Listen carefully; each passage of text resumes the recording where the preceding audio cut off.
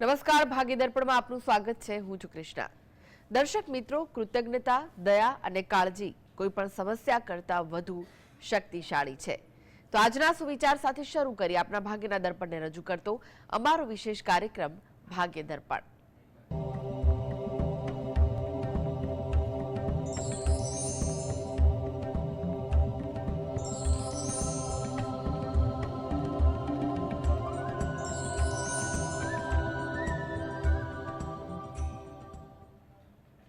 તો ભાગ્ય દર્પણમાં આપના પ્રશ્નના નિરાકરણ, રાશિફળ, પંચાંગ વિશે માહિતી અને માર્ગદર્શન આપવા માટે આપણી સાથે જોડાઈ ગયા છે જાણીતા જ્યોતિષાચાર્ય અને વાસ્તુશાસ્ત્રી હસીતભાઈ પાઠક.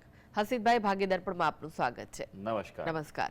હસીતભાઈ, સૌપ્રથમ જાણવા માંગીશું આજના પંચાંગ વિશે. શું કહે છે આજનું પંચાંગ? આજના દિવસની શુભ શરૂઆત કરીએ પંચાંગ જાણકારીથી. આજે વાર છે મંગળવાર. વિક્રમ સંવત 2081 ચાલી રહ્યો છે. આજની તારીખ 31/12/2024 એટલે કે અંગ્રેજી વર્ષ 2024નો આખરી દિવસ છે. તિથિની વાત કરીએ તો આજથી નવો માસનો પ્રારંભ થઈ રહ્યો છે, પોષ મહિનાનો. પોષ મહિનાનો સુદ પક્ષ એટલે શુક્લ પક્ષની આજે એકમ છે. પોષ સુદ એકમ. નક્ષત્ર પૂર્વાષાઢા, યોગ ધ્રુવ અને કર્ણ કિંસ્તુગ્ન આવે છે. આજની રાશિ આવે છે ધનુ રાશિ, કે જેના નામાક્ષરો છે બ, દ, ફ અને ઢ. એટલે આજે જો કોઈ બાળક જન્મે તો તેનું નામ ધનુ રાશિ પરથી પાડવું હિતાવહ રહેશે. ઉપરાંત ગ્રહ ગોચર અને મુહૂર્તની ગણતરી માટે પણ આજે ધનુ રાશિને લક્ષમાં રહેવાની રહેશે. દિન વિશેષની વાત કરીએ તો આજે ઈષ્ટી છે અને આજથી આપણા ભારતીય માસનો આરંભ થઈ રહ્યો છે. પોષ મહિનો આજથી બેઠો છે, એમ કહેવાય માસારંભ છે. હંમેશા આપણે ત્યાં પહેલાં આ એક રિવાજ હતો, પરંપરા હતી, પણ આજકાલ લોકો ભૂલી ગયા છે, કારણ કે લોકોને ખબર જ બહુ ઓછા ન હોય છે કે ભાઈ નવો મહિનો ક્યારે શરૂ થયો. અંગ્રેજી મહિના બધાને યાદ રહે છે, કારણ કે કેલેન્ડર સાથે જોડાયેલા છે, રોજબરોજની તારીખમાં જોડાયેલા છે. પણ સૌથી વધારે મહત્ત્વ તો આપણા જ ભારતીય માસનો જ છે. જ્યારે પણ નવો મહિનો બેસે ત્યારે હંમેશા દેવ દર્શને જવું જોઈએ, એવો નિયમ પહેલેથી હતો.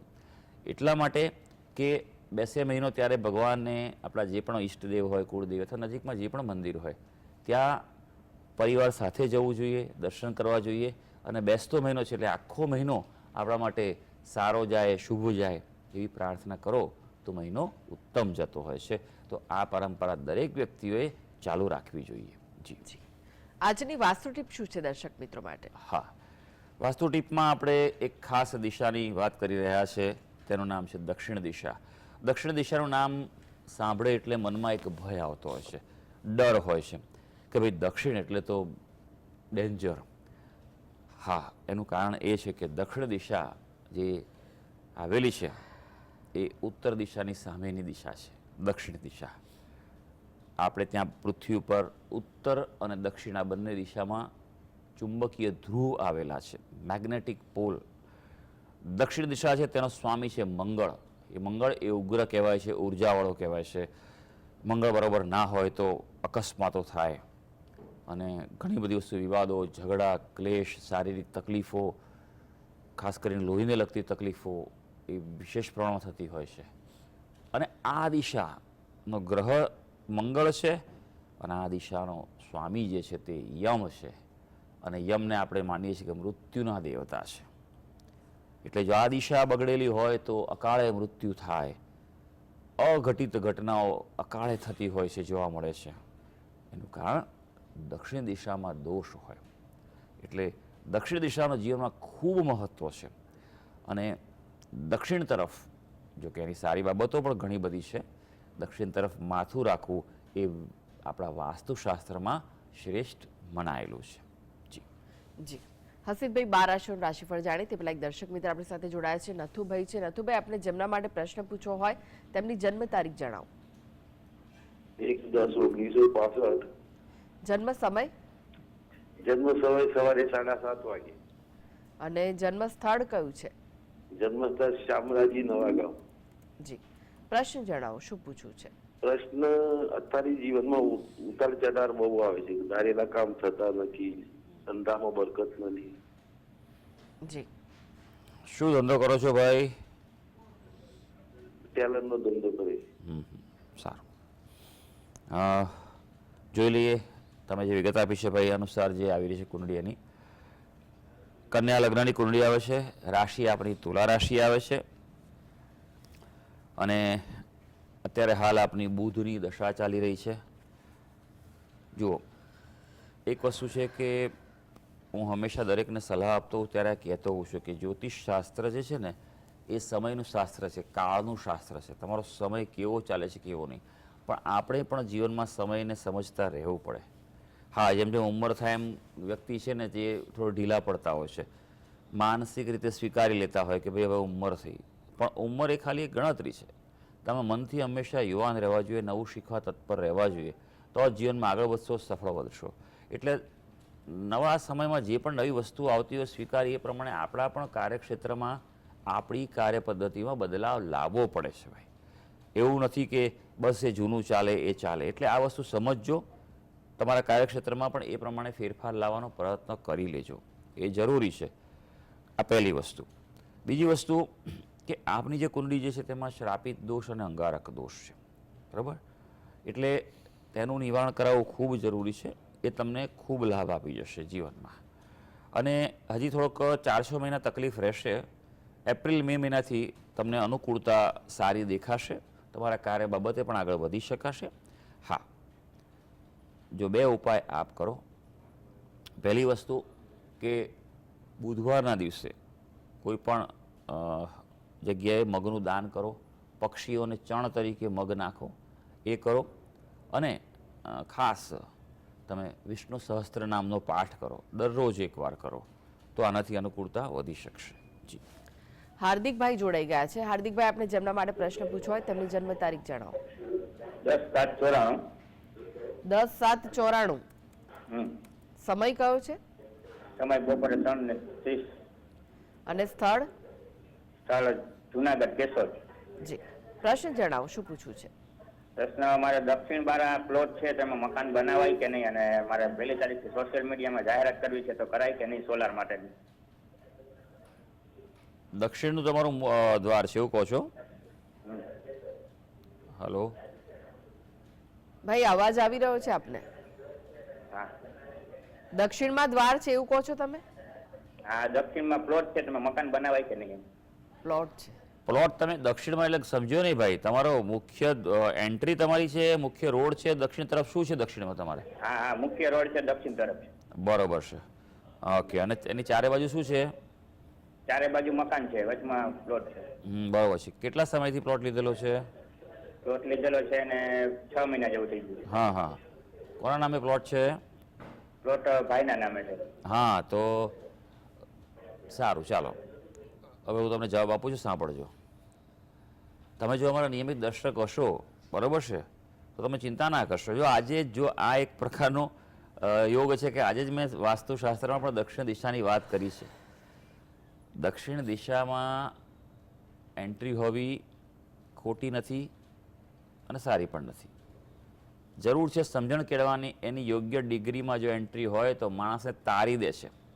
એટલો ફાસ્ટ ગ્રોથ આપે છે કે તમારે કંટ્રોલ કરવો અઘરું પડે છે. હા, પણ એટલું ખરું દક્ષિણ દિશા એવી છે કે દર 3 વર્ષે તમારે એમાં ફેરફાર કરાવવા પડે, વાસ્તુ બેલેન્સિંગ કરાવવું જરૂરી છે. તો તમને એમ કહેવાય ને કે દક્ષિણ દિશા એટલે મંગળ છે, ઘોડો છે. ઘોડા પરની સવારી એટલે તમારે બેલેન્સ કરીને જ સવારી કરાય, એમને તો ઘોડો પાડી દે, બરાબર? એટલે ડરવાની જરૂર નથી. પણ યોગ્ય વિદ્વાન વાસ્તુશાસ્ત્રીને એકવાર પ્લોટ બતાવો અથવા તેનો નકશો મોકલો અને એક્ઝેક્ટ ડિગ્રી જાણીને કરો, બરાબર છે? ડિગ્રી તમે માપી હશે એવું આશા રાખું છું. યોગ્ય રીતે જે મકાન હોય, પ્લોટ હોય, તેના બ્રહ્મસ્થાન સેન્ટરમાં ઊભા રહી અને તમે તમારો આ કંપાસ ખોલી અને જુઓ તમે કઈ ડિગ્રી આવે છે, એ પ્રમાણે ગણતરી કરજો, બરાબર છે?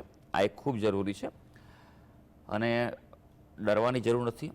દક્ષિણ દિશાના દ્વાર પણ ફળતા હોય છે, પણ એના માટે યોગ્ય ઉપાય અને એ પ્રમાણેની અંદરની ગોઠવણી કરીને આગળ વધશો તો કોઈ વાંધો નથી.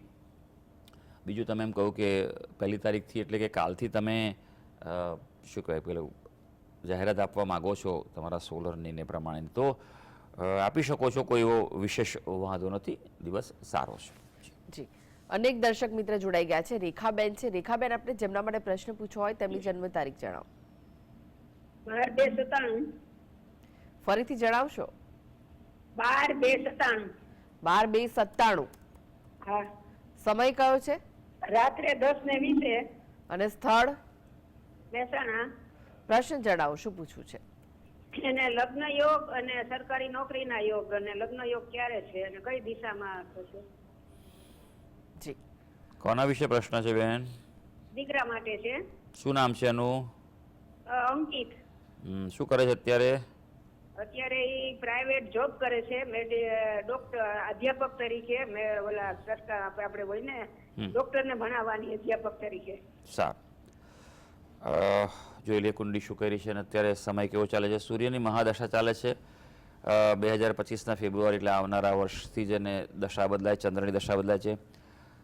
કુંડલીમાં લગ્ન બાબતની વાત કરીએ તો મંગળ છે, મંગળ દોષ છે અને સાથે રાહુ સાથે અંગારક દોષ બનાવે છે, એટલે ખૂબ ધ્યાન રાખવું પડશે પાત્ર પસંદગીમાં. ઉતાવળ થઈ જશે કોઈક વાર એવું બને, પણ એવું ન કરતા, નહીં તો પછી પાછળથી પ્રતિકૂળતા ઊભી થાય તો પછી પસ્તાવો થાય તેવું બની શકે. માટે કુંડળી મેળવીને લગ્ન કરવાની ખૂબ સલાહ છે આ કુંડળીમાં, કારણ કે યોગો એવા છે, માટે કહું છું. બરાબર મેળાપક કરાવજો વિદ્વાન જ્યોતિષીને બતાવીને, અને પછી જ આગળ વધજો. હા, નહીં તો પછી પ્રશ્નો ઊભા થઈ શકે એવું છે, કારણ કે સપ્તમ સ્થાન છે ત્યાં પ્રબળ શ્રાપિત દોષ પણ છે.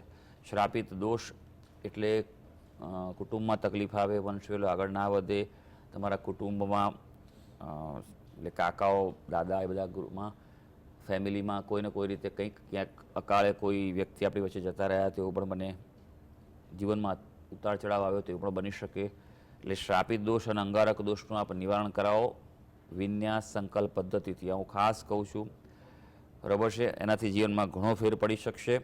યોગની જો વાત કરીએ તો અત્યારે એક મધ્યમ યોગ ચાલી રહ્યો છે, એટલે એ તમે પ્રયત્ન કરી શકો છો, વિશેષ કોઈ વાંધો નથી આવવાનો. પણ ખાસ ફરી એકવાર કહું છું, મેળાપકનું ધ્યાન રાખજો. બીજો પ્રશ્ન આપનો એ હતો કે સરકારી નોકરી બાબતની વાત છે.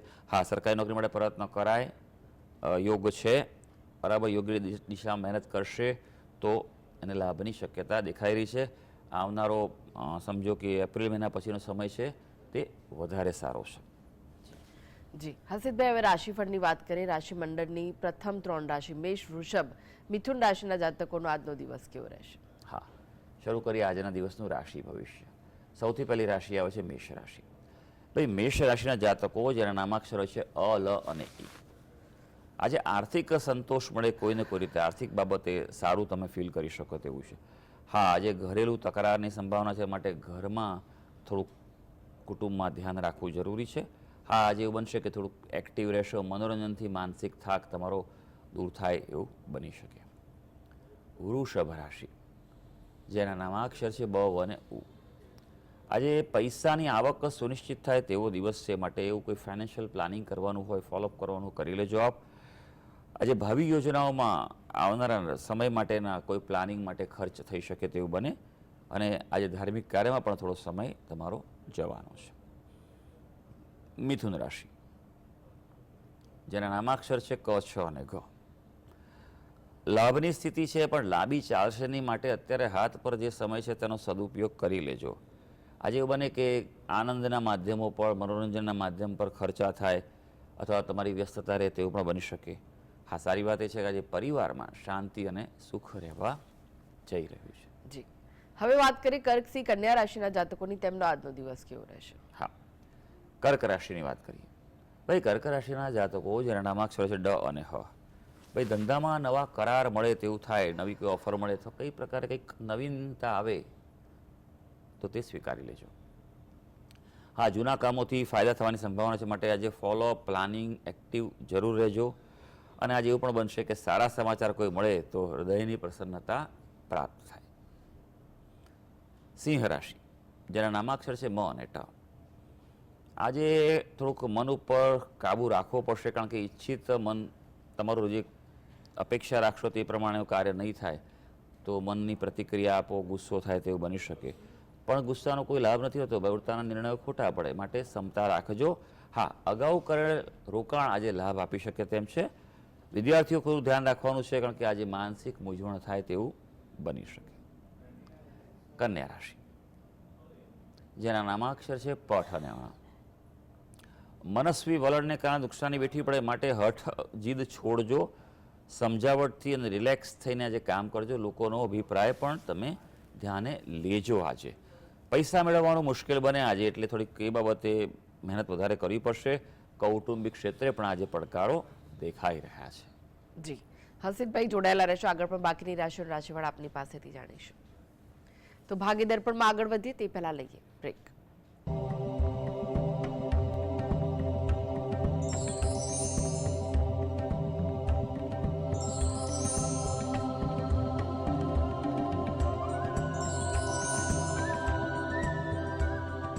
આપનું સ્વાગત છે. આપણી સાથે જોડાયેલા છે જાણીતા જ્યોતિષાચાર્ય અને વાસ્તુશાસ્ત્રી હસીનભાઈ પાઠક.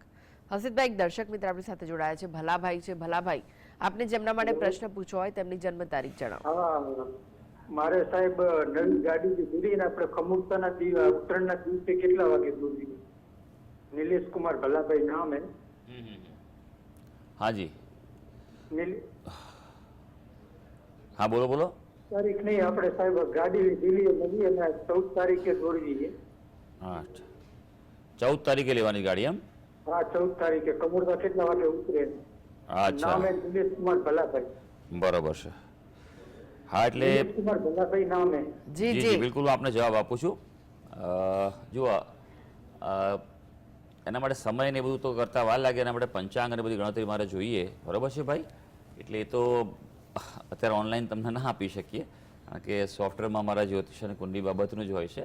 એટલે કોઈ જ્યોતિષને અંગત રીતે પૂછી લેજો. પણ હા, સવારે 9 વાગે સૂર્ય જે છે તે રાશિ પરિવર્તન કરી રહ્યા છે, એટલે કે ધનારક ઉતરી રહ્યા છે. મકર રાશિમાં શુભતા પ્રારંભ થશે. 9 વાગ્યા પછીનો સમય જે છે એ સારો છે, સંક્રાંતિ થાય છે.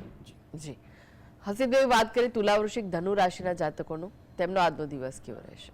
હા, હવે આગળ વધીએ અને વાત કરીએ ધનુ રાશિની, તુલા રાશિની. તુલા રાશિના જાતકો જેના નામાક્ષર હોય છે ર અને ત. ભાઈ, તુલા રાશિના વ્યક્તિ માટે છૂટક વ્યવસાયથી ફાયદો થાય તેવો દિવસ છે. એટલે છૂટક કામ જે રિલેક્સ રહીને કરી લેજો. આજે એવું બનશે કે આર્થિક લાભમાં વિલંબ થશે, તો મુશ્કેલી પણ ઊભી થવાની છે, માટે આગોતરું આયોજન જરૂરી છે. સાંજનો સમય થોડો તમારો વધારે વ્યસ્ત રહે તેવું બની શકે. વૃશ્ચિક રાશિ, જેના નામાક્ષર છે ન અને ય. આજનો દિવસ વ્યસ્ત છે, બિઝી દિવસ છે. વ્યસ્તતામાં વધારો રહેશે, એટલે પ્લાનિંગથી શેડ્યુલિંગ પ્રમાણે કામ કરશો, સારું રહેશે. હા, આવક આજે મધ્યમ રહેવાની છે.